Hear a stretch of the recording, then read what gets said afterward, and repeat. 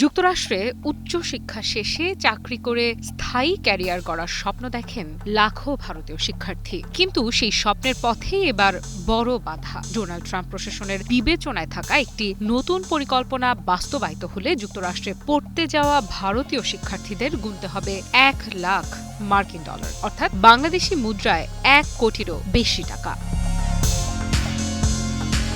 হ্যাঁ, ঠিকই শুনেছেন, এই বিশাল অঙ্কের অর্থ দিতে হতে পারে অপশনাল প্র্যাকটিক্যাল ট্রেনিং বা ওপিটি কর্মসূচিতে অংশ নেওয়ার জন্য। আর এই খবর প্রকাশের পর থেকেই সবচেয়ে বেশি উদ্বেগ দেখা দিয়েছে ভারতীয় শিক্ষার্থীদের মধ্যে।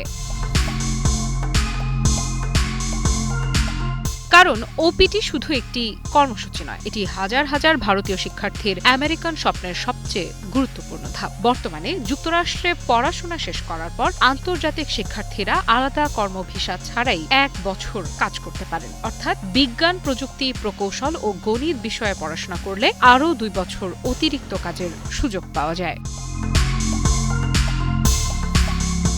এই সময়ের মধ্যেই অধিকাংশ ভারতীয় শিক্ষার্থী চাকরির অভিজ্ঞতা অর্জন করেন এবং পরে H-1B ভিসার জন্য আবেদন করেন।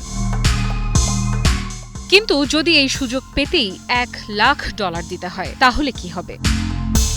বিশ্লেষকদের মতে সবচেয়ে বড় ধাক্কা খাবে ভারতীয় মধ্যবিত্ত পরিবারগুলো। কারণ ভারতের বিপুল সংখ্যক শিক্ষার্থী শিক্ষা ঋণ নিয়ে যুক্তরাষ্ট্রে যান। তাদের পরিকল্পনা থাকে পড়াশোনা শেষ করে কয়েক বছর চাকরি করবেন, তারপর সেই ঋণ শোধ করবেন। কিন্তু ওপিটির জন্য যদি অতিরিক্ত 1 কোটিরও বেশি টাকা গুনতে হয়, তাহলে সেই হিসেব পুরোপুরি বদলে যাবে।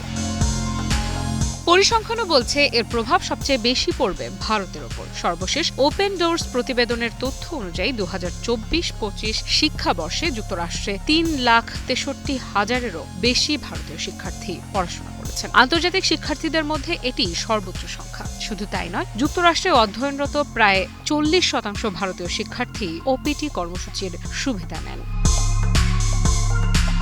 অর্থাৎ এই প্রস্তাব কার্যকর হলে এর সরাসরি প্রভাব পড়বে কয়েক লাখ ভারতীয় শিক্ষার্থীর ভবিষ্যতের ওপর।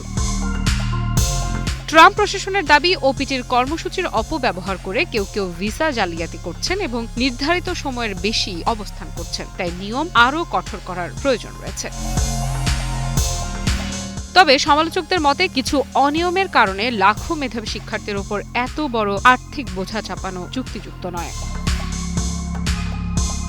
এদিকে পরিস্থিতি এমনিতেই সহজ নয়। যুক্তরাষ্ট্র সরকারের তথ্য অনুযায়ী 2024 সালের আগস্ট থেকে 2025 সালের আগস্টের মধ্যে ভারতীয় শিক্ষার্থীদের নতুন ভর্তি প্রায় 45% কমেছে। এর পেছনে দীর্ঘ ভিসা জট, কঠোর যাচাই বাছাই এবং অভিবাসন নীতির কড়াকড়িকে দায়ী করা হচ্ছে। আফ্রিদা ইফরা, নিউজ 24।